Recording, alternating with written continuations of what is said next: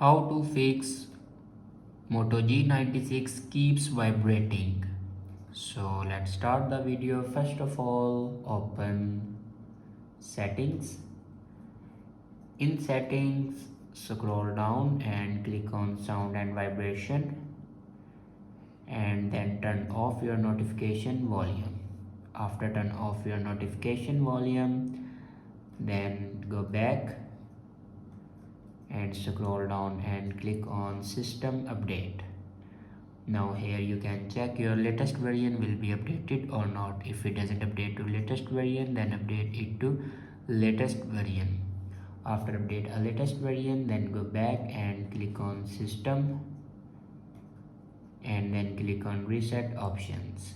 Now click on reset app preferences. Now click on reset apps. After reset the app preferences, your problem will be fixed. I hope this video is helpful for you. Thanks for watching.